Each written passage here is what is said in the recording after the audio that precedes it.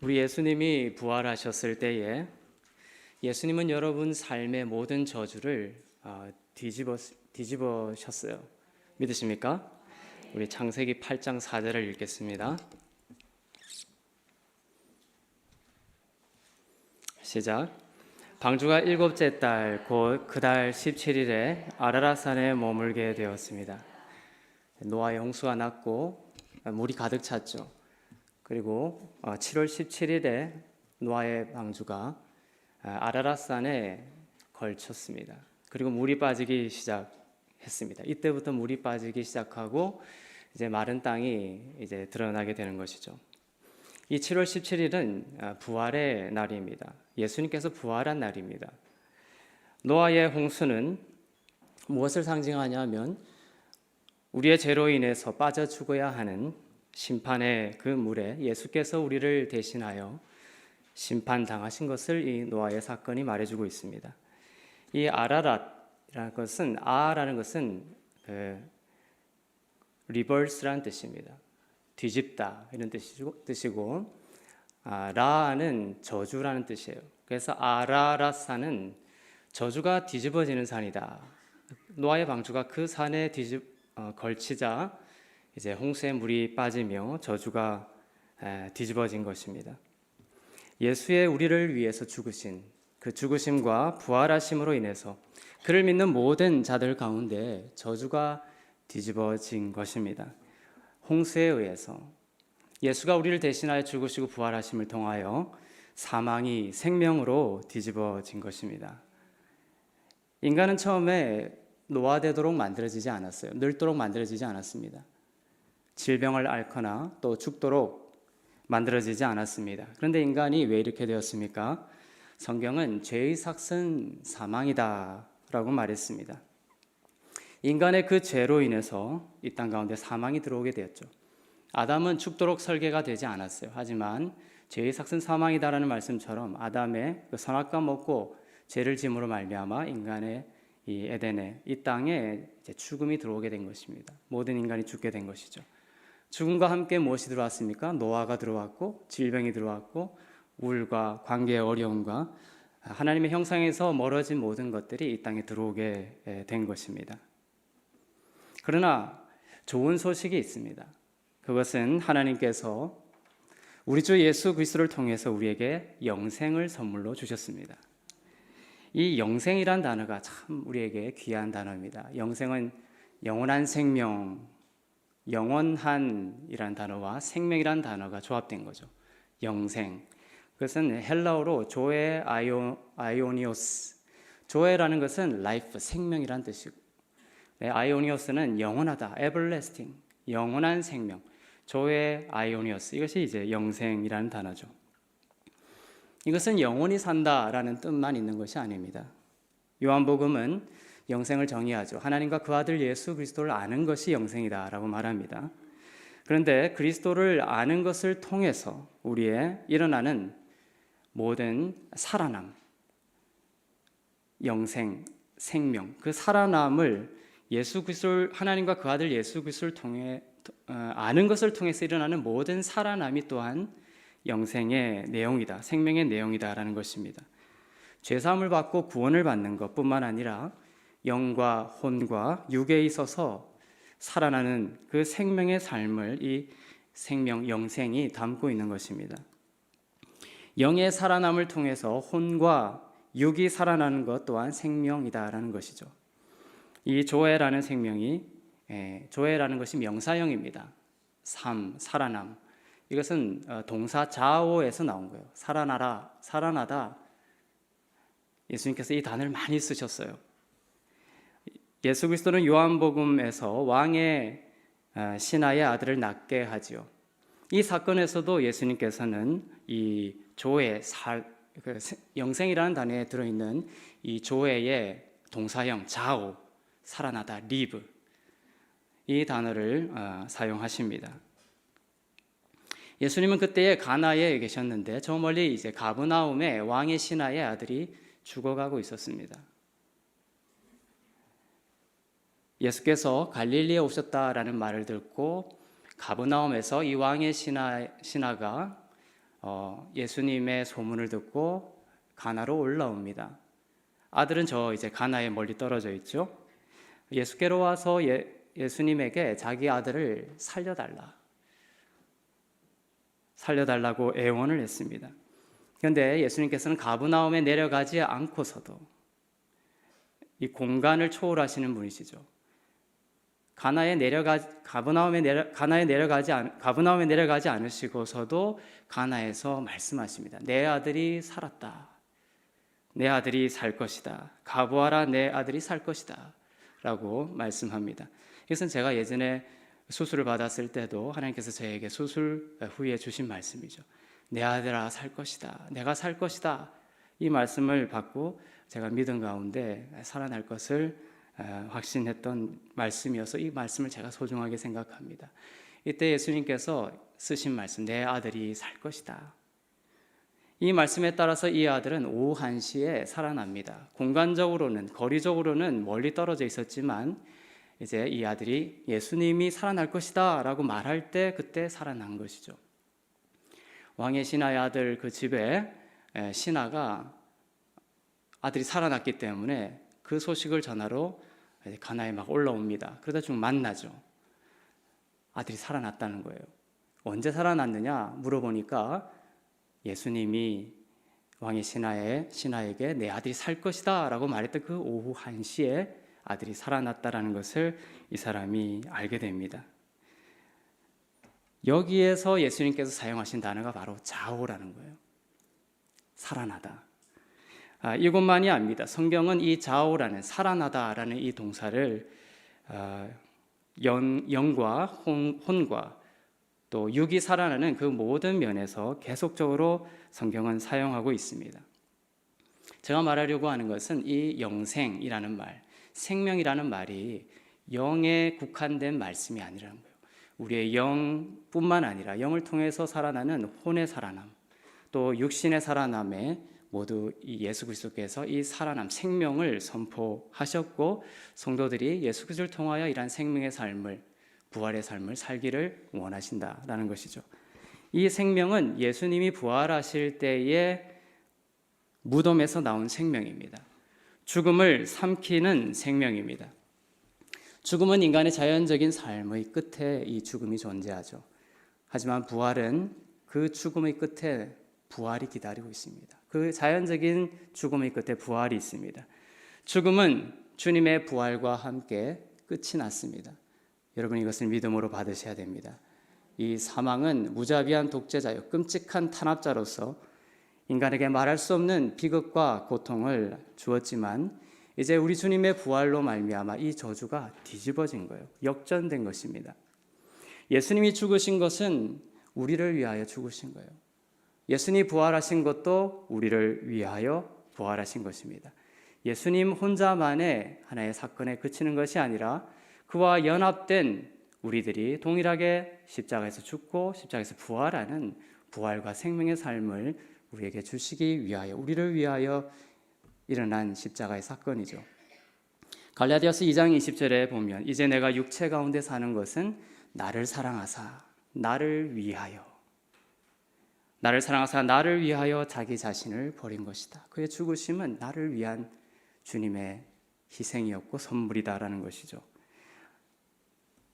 우리를 위해 죽으시고 우리를 위해서 부활하셨습니다. 예수님의 죽음을 이기신 이 승리가 바로 우리의 승리가 된 것입니다. 예수님께서 십자가에서 요한복음 19장 30절에서 다 이루었다. 쿨라 테텔레스타이 it is finished. 모든 것이 끝났다라고 말씀하셨을 때에 그것은 승리였죠. 여자의 후손이 뱀의 머리를 밟을 것이다. 그것이 이루어진 것입니다. 언약이 성취가 된 것입니다. 사망과 죽음이 이제 더 이상 성도의 것이 아니게 된 것이죠. 예수의 생명이 죽음을 정복했습니다. 그러니 사랑하는 성도 여러분, 죽음이 여러분의 앞에 있다고 믿지 마십시오. 죽음은 우리의 옛 역사가 되어서 우리의 과거가 된 것입니다. 물리적으로 우리가 육체적으로 나중에 80살 되고 90살 되고 100살이 되면 죽겠지만 성도들에게는 죽음을 경험하지 못하는 일이 벌어지는 것이죠. 나를 믿는 자는 죽어도 살겠고 나를 믿는 자는 영원히 죽지 아니하리라. 믿습니까? 여러분 죽지 않는 거예요. 여러분이 죽어도 내가 죽었다는 걸 인식하지 못한다는 성도들은. 왜냐하면 이 죽음이라는 것이 성도의 과거가 된 거예요. 여러분 앞에 이 죽음이 있지 않다는 것입니다. 그럼 사단은 어떻게 우리를 유혹할까요? 죽음이 앞에 있다라고, 죽음이 너희와 함께 있다라고 여러분을 속이는 것입니다. 그 속임을 여러분들은 경계해야 하는 것이죠. 많은 성도들이 여전히 죽음을 두려워하고 있습니다. 아이들을 밖에 두지 못합니다. 질병에 걸리거나 실직을 하거나 또한 안 좋은 일이 하나라도 나타나면 이제 그것이 내 삶을 망가뜨리고 또 우리 가정을 망가뜨리고 다 망하게 될 것이다라는 이러한 두려움에 사로잡히게 되는 것이죠. 여러분의 동료와 친구들은 겉으로 멀쩡하게 보일지 모르지만 사람들이 무엇을 두려워하는지 아무도 그 속을 우리는 알 수가 없습니다. 하지만 하나님은 인간을 창조하시고 인간의 그 속 깊은 것을 창조하신 분이기 때문에 아시죠. 그래서 성경에서는 인간의 그 밑바닥에 그것이 아닌 척 하더라도 무엇으로 가리고 무시하고 아닌 것 같이 살지 모르지만 성경은 인간의 그 깊은 내면에 죽음에 대한 두려움이 있고 사단은 그것을 이용하여 은혜와 또 부활과 생명의 삶을 사는 것을 사단이 가로막는다라는 것을 말해주고 있습니다. 예수님이 오신 이유가 바로 그것이죠. 예수님이 오신 이유는 바로 우리를 죽음의 공포에서, 사망의 공포에서 자유롭게 하시기 위해서입니다. 사망과 죽음에 결박되어 그것의 노예로 살아가는 인생에서 우리를 자유케 하시기 위해서 예수께서 오신 것이죠. 히브리서 2장 15절입니다. 시작. 또한 죽음이 두려워 평생 노예로 매여 사는 사람들을 풀어주시기 위해서입니다. 죽음이 두려워 평생 그 죽음의 노예로 사는 사람들을 풀어주기 위함이다. 여러분 인생의 단 한순간이나 또 짧은 순간이 아니죠. 한평생 매여 종로를 타는 인간, 이것이 우리의 처음 자리였습니다. 얼마나 끔찍한 일입니까? 그러나 우리가 하나님의 말씀을 전하면 이 죽음과 사망의 공포로부터 자유를 얻습니다. 왜냐하면 하나님의 말씀은 그리스도의 공로를 설명하기 때문이죠. 여러분의 행동이 아닙니다. 그리스도의 공로라는 것이에요. 그리스도의 순종 때문입니다. 여러분의 순종 때문이 아니라 그리스도의 순종 때문입니다. 예를 들어 하나님의 모든 선하신 것, 모든 축복이 여러분의 공로를 중심으로, 여러분의 공로를 기준으로 삼아 주어진다고 칩시다. 여러분의 순종과 여러분의 신실함이 기준점이 되는 것이죠. 여러분은 과연 하나님의 기준에 얼마나 부합하시겠습니까? 그렇게 나에게 기준점을 두게 되면 분명히 우리는 여러분의 마음 속에는 공포가, 두려움이 찾아들게 될 것입니다. 우리의 순종과 또 우리의 행위와 또 우리의 신실함은 우리 가운데 들어오신 이 부활의 생명의 열매이고 그리스도께서 친히 우리 가운데 행하시는 그리스도의 행하심이지 우리가 내어놓을 수 있는 것이 아니라는 것이에요. 우리가 이것을 기준 삼아서 하나님께 나아갈 때는 우리는 반드시 사망과 또 죽음의 공포에 휩싸이게 될 것입니다. 그러나 축복과 생명이 나 아닌 예수님께 달려 있다면 우리는 안식할 수 있는 거예요. 여러분의 영혼에 왜 안식이 없는지를 깨달아야 합니다. 이 안식이 정말로 여러분 가운데 머물 때에, 이 안식 가운데 여러분이 들어갈 때에 여러분이 그 삶의 변화를 통하여 진정으로 하나님이 기뻐하시는 삶을 살 수 있는 원동력을 얻게 된다는 것이죠. 히브리서 2장 14절을 읽겠습니다. 시작. 이와 같이 자녀들은 피와 살을 함께 나눈 사람들이므로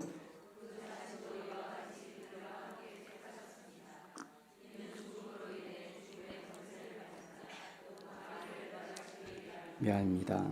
그죠?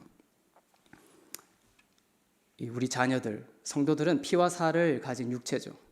예수님이, 하나님께서 그 아들을 우리 자녀들처럼 혈과 육처럼 육을 가진 자로 성육신시키신 이유는 뭡니까? 바로 죽음으로 인해서. 아까 죽음에 대한 공포, 죽음에 대한 노예로 우리들이 살아간다고 했죠. 그것이 우리의 처음 자리라고 그랬죠. 근데 이 죽음의 권세를 누가 잡고 있었느냐? 바로 사단이 이 죽음의 권세를 잡고 있었다는 거예요. 이 죽음으로 인해 죽음의 권세를 잡은 자, 곧 마귀를 멸하시기 위해서 하나님께서 그의 아들을 혈과 육을 지니게 하시고 죽게 하시고 부활케 하셨다는 거예요. 그래서 이 죽음의 권세를 바로 누가 가지고 있었느냐? 바로 사단이 가지고 있었고, 이 죽음의 권세를 잡은 자 곧 마귀를 멸하시기 위하여 예수 그리스도께서 십자가를 지셨다는 거예요. 이 구절은 분명하게 죽음이 하나님의 것이 아님을 선포하고 있습니다. 그렇다고 죽음의 세력을 잡은 마귀가 더 강력하다라는 것이 아닙니다. 마귀는 그 자신만으로는 능력이 없습니다. 마귀는 그 자신의 능력이 없어요. 마귀는 어떤 것에서 능력을 발휘하냐면 빌린 것에서 힘을 발휘합니다. 자기 자체의 무기가 없어요. 마귀는 빌려와서 능력을 행사하는 그것이 뭡니까? 바로 율법이라는 거예요. 율법을, 거룩한 하나님의 율법을 빌려와서 사망의 또 죽음의 성도들을 이루도록 자신의 힘을 발휘합니다. 이것이 이 영적인 세계에서 일어나는 아주 비밀한 부분이라고 우리가 볼 수 있습니다. 거룩한 율법, 어떻게 사단이 거룩한 율법을 자기의 그 전략의 도구로 사용하느냐, 이해가 안 되실 수 있겠지만 성경은 분명하게 거룩한 율법을 사단이 빌려와서 사람들을 율법 아래 속하게 함으로써 죽음과 사망으로 끌고 간다라는 것이에요. 고린도전서 15장 56절에서 사망이 쏘는 것은 죄요, 죄의 권능은 율법이라는 거예요. 사단의 권세를 잡은 자가 누구죠? 마귀죠. 사단이죠. 사망의 권세를 잡은 자가. 그 사망의 권세를 잡은 자가 사단인데, 그 사망이 쏘는 것은 죄고 죄의 권능은 율법이라는 거예요. 그 죄가 어떻게 발동이 되냐면 율법을 빌려와서 죄를 발동시킨다는 거예요. 이것이 우리가 흔히 그냥 자연스럽게 생각하는 것과 배치되는 성경의 진리라는 거예요. 율법을 빌려와서 사단은 죄를 촉발시킵니다. 그리고 모든 성도들을 율법에 가둬서 사망의 열매를 맺도록 하는 것이죠. 고린도후서 3장 7절입니다. 시작. 죽음에 이르게 하는 돌에 새긴 문자의 직분도 영광스러워 모세 얼굴에 나타난 없어질 영광으로 인해 이스라엘 자손이 그의 얼굴을 주목할 수 없었다면, 십계명을 받기 전까지, 출애굽기 19장에서 십계명을 받기 전까지 하나님의 음성은 친절했어요. 아무도 죽지 않습니다. 불순종에도 불구하고. 하지만 이 돌에 새긴 율법을 받자마자 3,000명이 죽어나가는 것부터 해서 하나님의 어조가 진노와 또 분노와 또 심판의 목소리로 바뀌게 되는 것이죠. 오늘 고린도후서 3장 7절 말씀처럼 이 직분이 있어요. 은혜의 직분과 영의 직분과 의의 직분이 있는 반면에 이 죽음의 직분, 사망의 직분이 있어요. 율법의 직분이 있다는 것이죠. 이 죽음에 이르게 하는 돌에 새긴 문자의 직분. 돌에 새긴 문자의 직분이 뭡니까? 돌에 새긴 율법은 여러분 머릿속에 한 가지가 딱 떠오를 거예요. 근데 그것을 껍질로 문자적으로 행사하는 그 직분의 열매가 뭐라고요? 죽음에 이르게 하는 돌에 새긴 문자의 직분이라는 것이에요. 그것이 우리를 생명으로 이끌고 가지 못한다는 거예요. 돌에 새긴 문자의 직분, 바로 그것이 죽게 하는 율법이다라는 겁니다. 마귀는 이것을 알고 여러분 앞에 율법을 펼쳐놓고 여러분이 잘못할 때마다 너가 이 율법을 어겼지, 그러니까 잘못된 일이, 안 좋은 일이 생길 거야 라고 말하는 것입니다. 미래와 소망보다는 재앙이 닥칠 거라고 속삭입니다. 율법은 사람들에게 의가 아닌 죄를 알게 하기 때문에 그렇죠. 이 율법 때문에 사람들은 죽음을 두려워하게 됩니다. 율법 자체가 잘못된 것이 없죠. 무엇이 문제입니까? 율법이 너무나 완전하기 때문에 그렇습니다. 율법이 너무나 완벽하기 때문에 그렇습니다. 마귀는 율법을 가지고 참소합니다. 직접 죽이지는 못해요. 우리를 참소하며 죽음에 이르게 합니다. 우리가 이 마귀의 정죄함과 참소를 받아들이면 우리는 마귀에게 넘어가는 거예요. 저주 아래 들어가게 되는 것입니다. 사탄의 히브리어인 이 하사탄은 법적으로 고소한다라는 뜻입니다. 마귀는 참소하는 자입니다. 여러분이 그 참소를 받아들이고 수용하면 여러분은 마귀의 죽음의 세력 아래로 들어가는 것이죠. 대부분의 마귀는 종교적인 영으로 나타납니다. 광명한 천사로 나타납니다. 심지어 목회자의 입술에서도 역사할 수 있습니다. 은혜라는 단어를 표현을 쓰는 듯 하다가도 다 듣고 나면 결국 정죄와 사망의 직분을 수행하고 있는 것이죠. 여러분을 나 중심으로 생각합니다. 나의 노력과 나의 힘에 의존하게 만듭니다. 그러나 창세기부터 계시록까지 무엇입니까? 모두 그리스도 덕분입니다. 우리의 몫은 뭡니까? 그리스도 안에 있는 것이에요. 그리스도 안에 있다라는 믿음이 우리에게 중요한 것입니다. 마귀는 여러분 자신에게 초점을 맞추기를 원합니다. 하나님은 우리가 그 아들에게 초점을 맞추길 원하십니다. 하나님의 법은 지켜져야 하는 것이 원칙이죠. 그러나 육신의 연약함으로 인해서 모든 인간은 이 율법을 지킬 수 없는 악으로 항상 폭로가 되는 것이에요. 우리가 법을 어겼으니 벌을 받아야지. 우리가 법을 어겼으니, 율법을 어겼으니 벌을 받아야지라는 양심이 우리 가운데 발동되는 거예요. 율법의 기능이 이것입니다. 율법이 없는 사람들은 어떻게 되죠? 양심이라는 게 있는 거예요. 이 양심이 좋은 것이 아니라 인간은 타락했기 때문에 이 양심이 선악과 역할을 하는 거예요. 우리가 잘못하면 율법적 기능을 이 양심이라는 것이 타고난 양심이 하게 되어 있습니다. 이 양심이 우리가 법을 어겼으니 벌을 받아야지라는 양심이 발동되는 거예요. 그래서 타고난 양심은 항상 뭡니까? 악한 양심으로 태어나는 거예요, 우리가. 이것이 죽음의 두려움을 야기시키고 우울증과 자기 학대와 자살로 이어지거나 폭력과 탐심 등으로 외부 투사가 되는 것입니다. 하나님은 너희들이 뭐 다 죄 짓는데 다 그렇지 뭐 다 덮어버리자라고 하실 수 없습니다. 죄는 벌을 받아야 하는 것이 마땅했습니다. 값을 치러야 했습니다. 하나님은 죄를 벌하여야 했지만 하나님의 딜레마가 뭡니까? 우리 몸을 벌하기가 싫었던 거예요. 이것이 하나님의 딜레마였습니다. 우리가 죄를 범함으로 인하여 우리가 벌을 받아야 마땅한 것이지만 하나님은 우리의 육신을 벌하기가 싫으셨다는 거예요. 이것이 하나님의 딜레마였다. 그렇다고 다 덮자라고도 할 수 없는 것이었어요. 하나님의 지혜로 하나님은 죄를 처벌할 유일한 방법이 누군가가 벌을 받는 것임을 아셨고, 율법을 완결하는 유일한 방법은 누군가가 율법의 모든 요구사항을 지키는 것임을 아셨습니다. 그래서 그 사랑으로 아들을 보내셨던 것이죠. 예수님이 우리가 받아야 할 하나님의 그 모든 심판을 한 몸에 다 받으셨기에 그를 믿는 자들도 예수의 몸으로 심판을 받은 자가 되었습니다. 여러분, 심판받은 자 맞습니까? 맞습니다. 로마서 7장 4절에 그것을 분명하게 이야기하고 있습니다. 우리가 그리스도의 몸으로 심판을 받아 자유케 됐다는 거예요. 여러분은 예수를 믿는 순간 이미 심판을 받은 자가 된 거예요. 심판이 그러면 과거가 됐습니까? 미래가 됐습니까? 과거가 된 것이죠. 그리스도의 몸으로 심판을 받은 거예요. 그리스도가 십자가에서 심판을 받으실 때 그것이 누구의 심판이라고요? 여러분의 심판이었던 거예요. 그래서 더 이상 성도에게는 남아있는 심판이 없게 된다라는 거예요. 성경에 심판대라는 것이 앞으로 있다라고 그랬죠. 성도에게도. 그것이 베마라는 헬라어인데 그 심판대는 우리를 벌주기 위한 심판대가 아닌 거예요. 기소자가 나타나서 이 자가 했던 모든 것을 참수할 때 중보자가 나타나시죠. 예수께서 나타나셔서 내가 이 모든 기소받은 자를 대신하여 내가 심판받았다.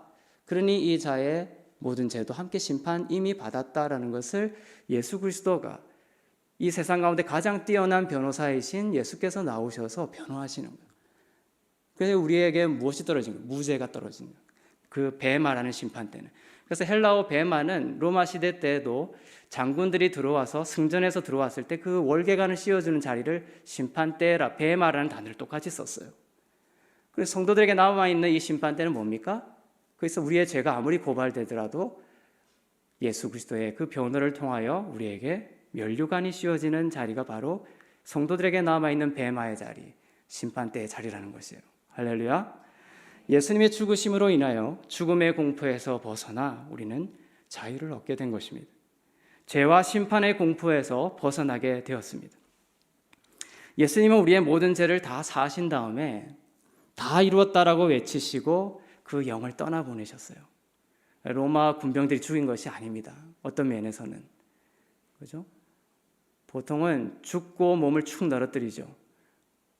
하지만 예수님은 뭡니까? 죽을 준비를 하셨어요. 왜냐하면 그의 영을 아무도 죽일 수, 예수님을 인간이 죽일 수 있다는 생각은 잘못된 것입니다. 아무도 예수님을 죽일 수가 없었어요. 가늠 현장에 잡혀온 여인, 그 사건이 끝난 이후에도 메소스라는 게 정중앙이라는 헬라어인데 in the midst of, 정중앙을 말합니다.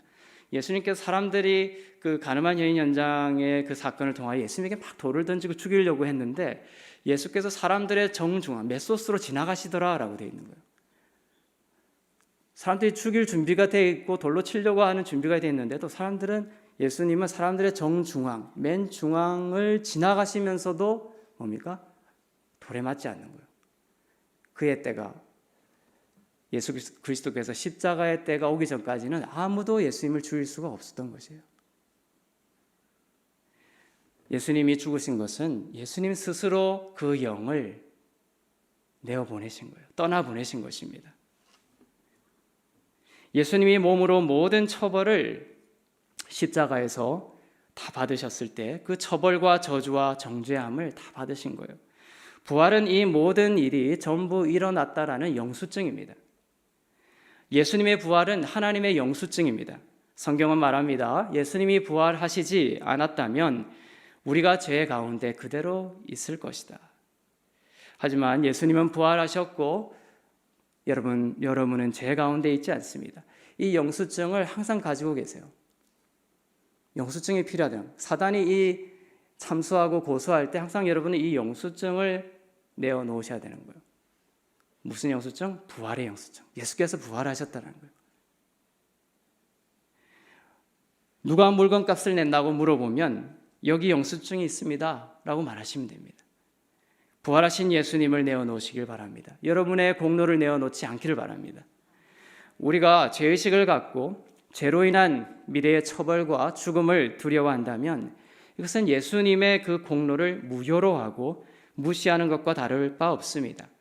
예수님의 공로를 하찮게 여기는 셈이죠.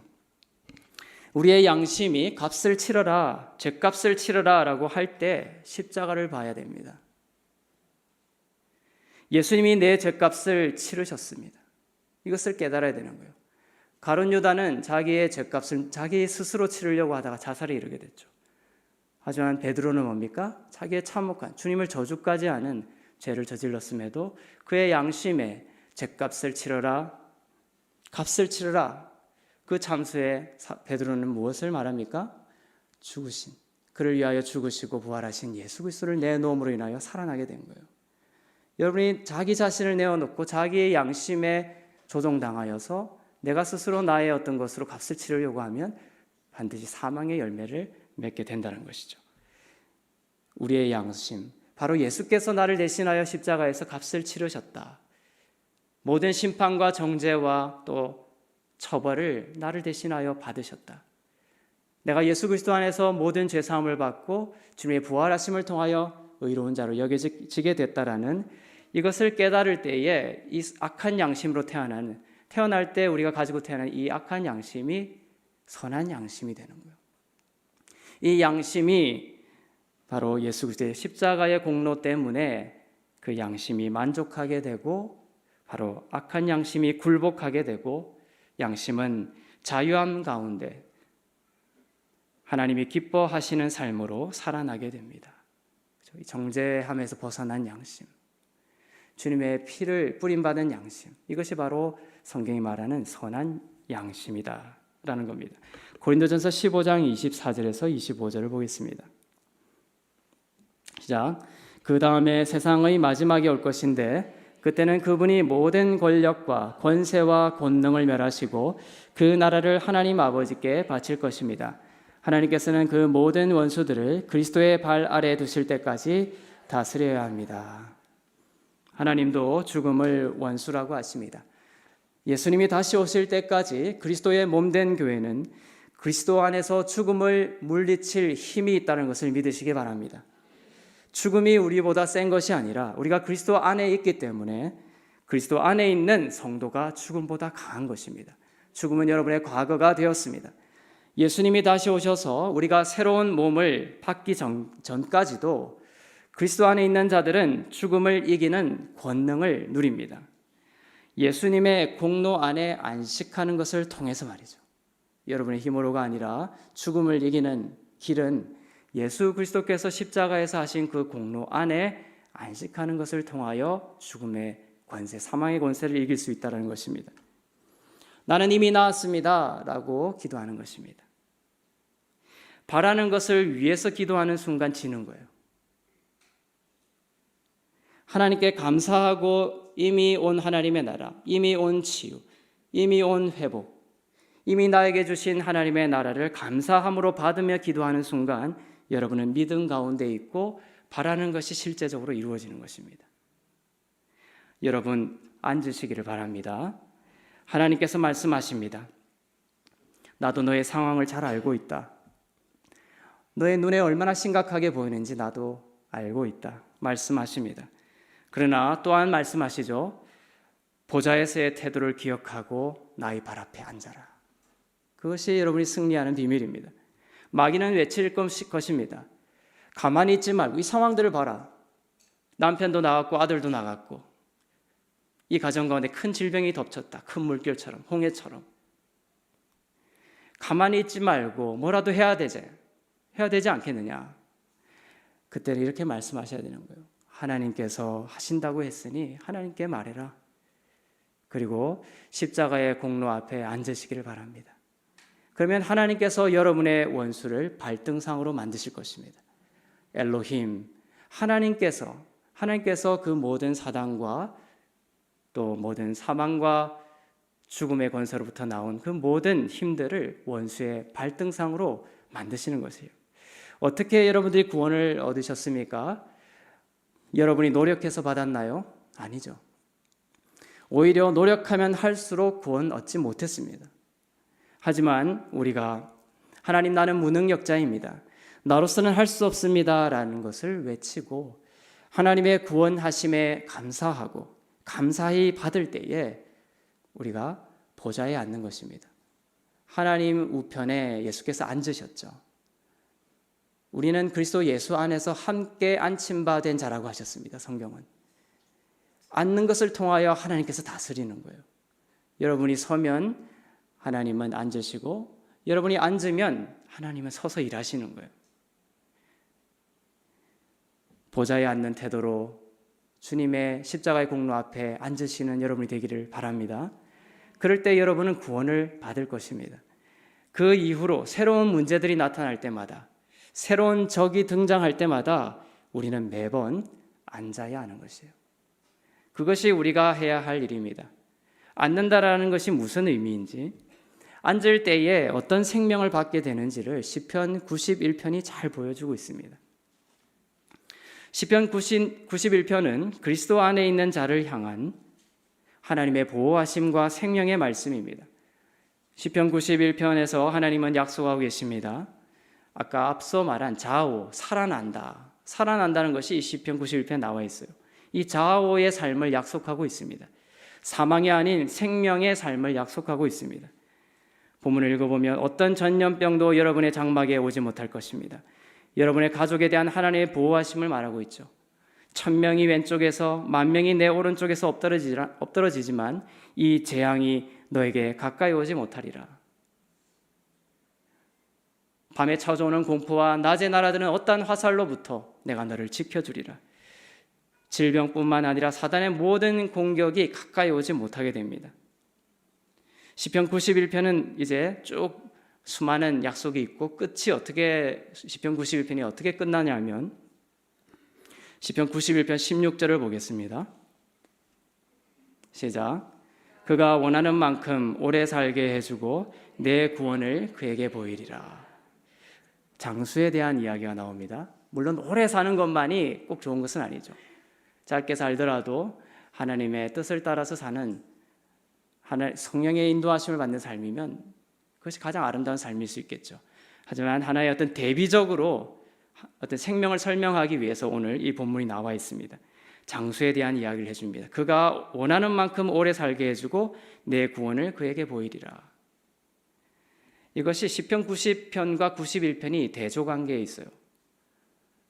시편 90편은 예수 그리스도 밖에 있는 자, 언약 밖에 있는 자에게 나타나는 일들, 하나님을 분노의 하나님, 저주의 하나님, 심판의 하나님으로 겪고 있는 언약 밖에 있는 자에게 미치는 인간의 처음 자리, 그것이 예수 그리스도 안에 있음으로 말미암아 시편 91편으로 넘어가는 거예요. 시편 90편 10절부터 11절을 보겠습니다. 이제 그 전장인데, 시작. 우리의 일생이 70이고 힘이 남아 있어봤자 80인데 그저 고통과 슬픔의 연속이며 그것도 금세 지나가니 우리가 멀리 날아가 버리는 것 같습니다. 주의 진노의 힘을 누가 알겠습니까? 주의 진노로 인한 두려움을 누가 알겠습니까? 모세와 이스라엘이 광야를 배회하면서 연수가 70이고 강건하면 80일 뿐이었으나 이는 주의 분노와 심판의 두려움 아래 사는 경우였습니다. 그러나 교회는 그리스도께서 피로 사신 백성입니다. 그리하여 시편 91편에서 하나님께서는 내가 그를 장수하게 함으로 그를 만족하게 하며 나의 구원을 그에게 보이리라 선포하고 계십니다. 이것이 시편 90편과 91편의 대조죠. 내 연수가 70이고 더 살아봤자 80인데 이것이 예수 그리스도 안에 있음으로 어떻게 바뀝니까? 내가 그가 원하는 만큼 장수하게 하겠다. 이 생명에 대한 극단적인 대립을 우리에게 보여줍니다. 이 극단은 어디까지 되죠?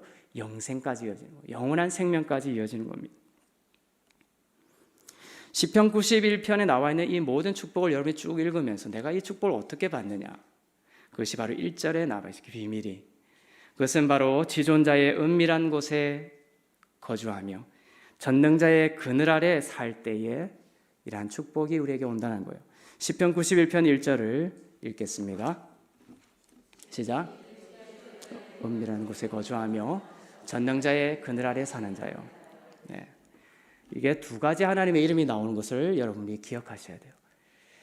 지존자가 나오고 그다음에 전능자가 나오는 겁니다. 여기 거주하다는 것이 야샤브라는 뜻인데 sit-down이라는 뜻이에요. 앉아야 되는 거예요. 지존자의 은밀한 곳에 앉는 것, 그리고 전능자의 그늘 아래 사는 것, 이것이 중요하다는 거예요.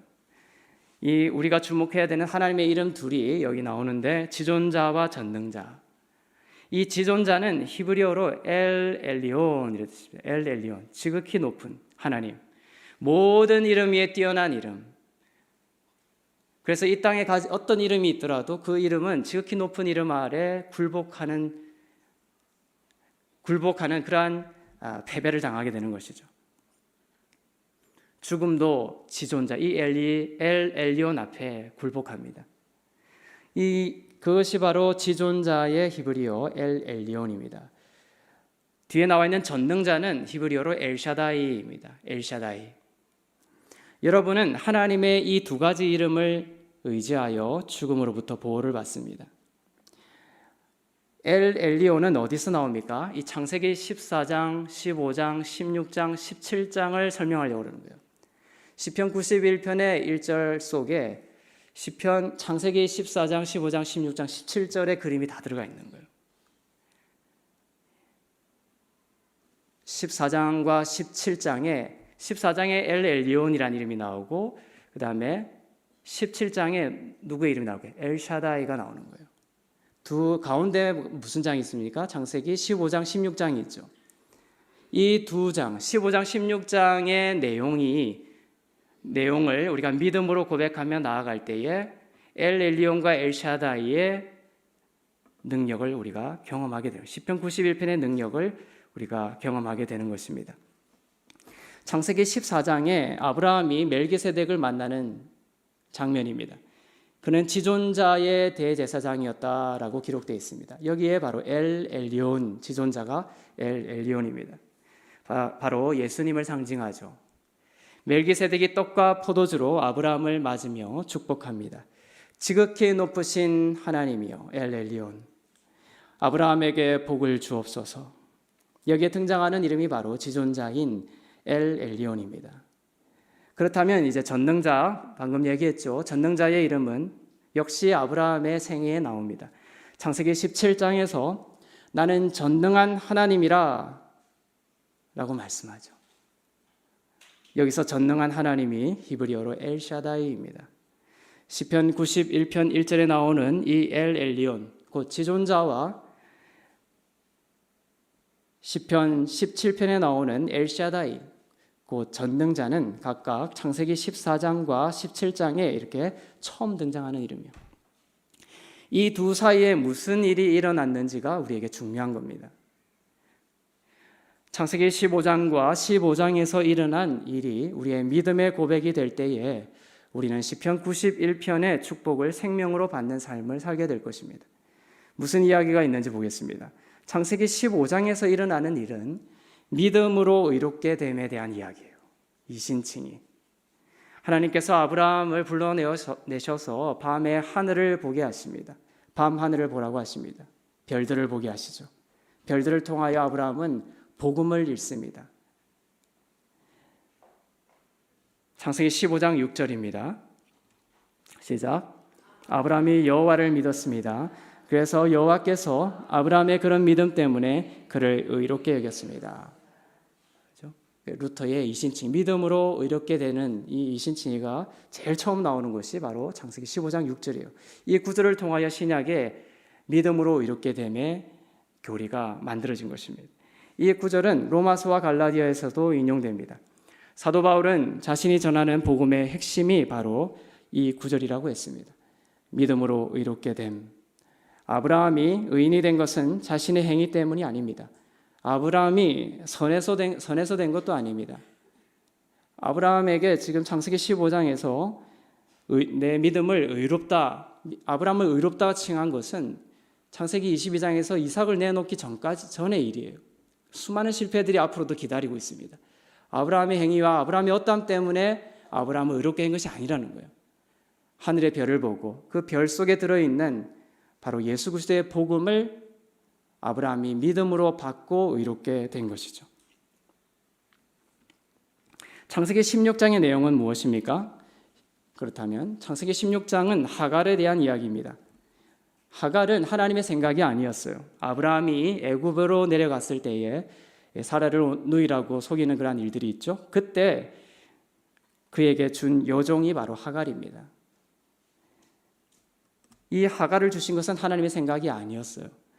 아브라함은 하갈과 동침하여 아들 이스마엘을 낳습니다. 갈라디아서는 하갈이 시내산에서 받은 율법과 속박의 상징이라고 말하고 있습니다.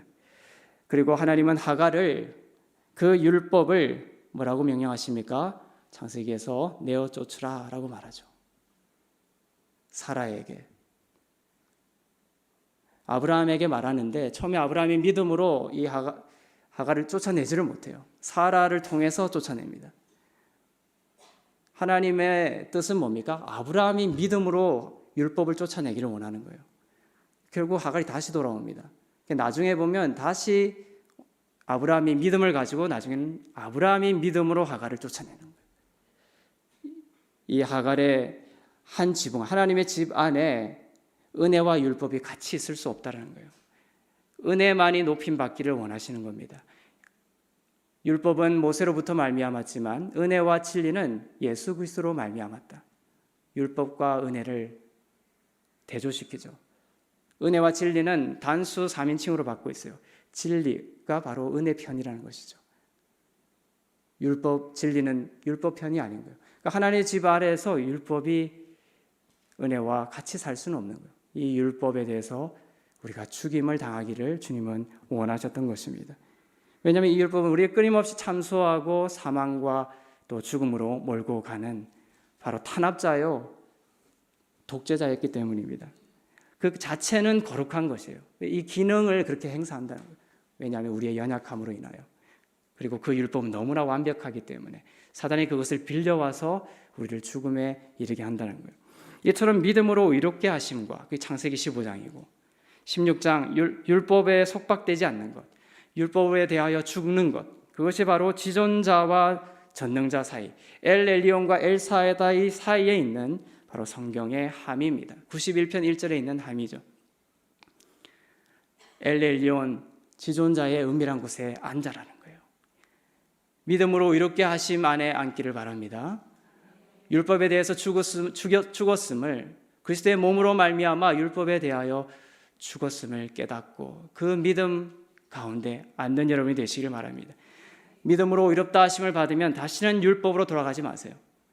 자기의 힘과 자기의 노력으로 돌아가지 말기를 바랍니다. 빌립보서 3장 9절입니다. 시작. 그 안에서 발견되기 위한 것입니다. 내가 가진 의는 율법에서 난 의가 아니요 그리스도를 믿음으로써 얻는 의 곧 믿음으로 이래 하나님께로서 난 의입니다.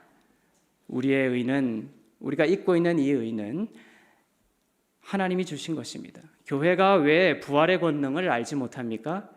왜 교회가 그리스도에 대한 지식이 턱없이 부족해집니까? 바로 믿음으로 의롭게 됨이 충분히 전해지지 않았기 때문에 그래요. 그리스도의 몸으로 말미암아 율법에 대하여 죽은 것을 깨닫지 못하고 다시금 율법으로 돌아가고 하는 것입니다.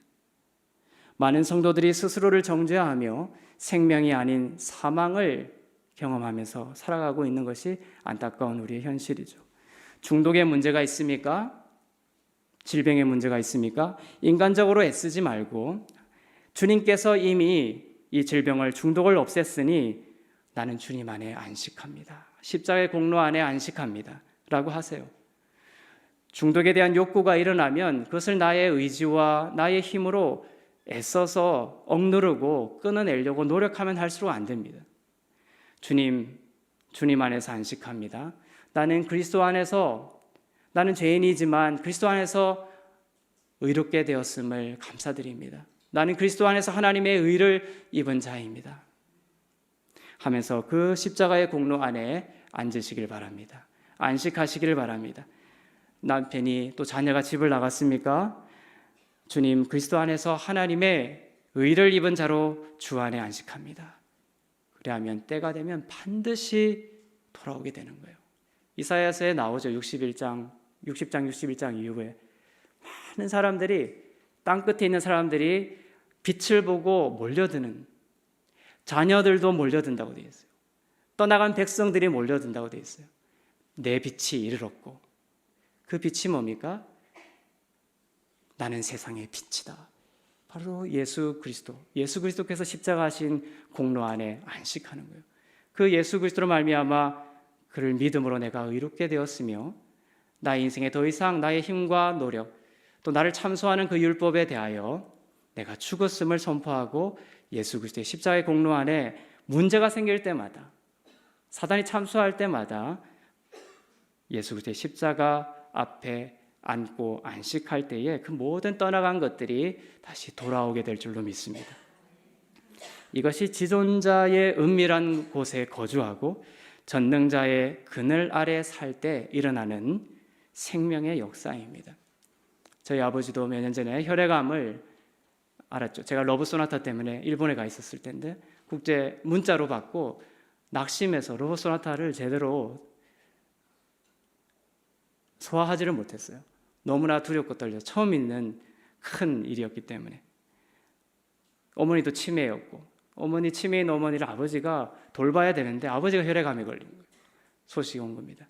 그래서 저는 순간 절망하고 낙심되고 로봇소나타가 끝나고 돌아왔죠. 새벽에 앉아서 기도하는데 성령께서 다시 이 말씀을 주셨어요. 지존자의 은밀한 곳에 앉아라. 전능자의 그늘 아래 살아라. 나머지는 내가 할 것이다. 그래서 제가 기도했죠. 모든 두려움을 주님께 맡기고 주님, 나는 주님 안에 안식합니다. 내가 할 것이 없습니다. 나는 무능력자입니다. 십자가에서 하나님께서 이 모든 질병을 가져가셨음을 믿습니다. 아버지에게 이미 치유가 왔음을 믿습니다. 그리고 아버지가 6개월 뒤에 검사를 받았는데 몸 가득히 까맣게 있던 그 CT를 찍으면 까맣게 나오거든요. 그것이 한 점도 없이 다 깨끗하게 사라진 거예요. 어머니의 치매도 돌아와서 제 이름도 몰랐는데 이름을 부르시고 이번에도 내려갔는데 정상이지. 그냥 뭐 그런 그 징후를 발견할 수가 없어요. 제가 한 것이 하나도 없죠. 이 안식의 힘, 예수 그리스도의 십자가 안에 앉는 힘, 지존자의 은밀한 곳에 거하는 것이 얼마나 놀라운 부활의 능력을, 생명의 능력을 우리 삶 가운데 주는지를 저는 분명히 경험했던 것이죠. 이것은 저 혼자만의 일은 아닐 것입니다. 여러분 가운데도 많은 분들이 이미 경험하고 있을 것입니다. 하지만 이 말씀을 통해서 우리가 다시 한 번 더 주님의 십자가의 공로 앞에 앉는 믿음을 고백하며 나가기를 바랍니다. 참된 제물이신 예수님을, 참된 제물이죠. 그 참된 제물이신 예수님을 우리가 믿음으로 말미암아 죽음의 두려움에서 우리가 벗어났음을 믿음으로 고백하며 나가기를 바랍니다. 사망과 죄가 은혜 아래 있는 자를 주장하지 못합니다.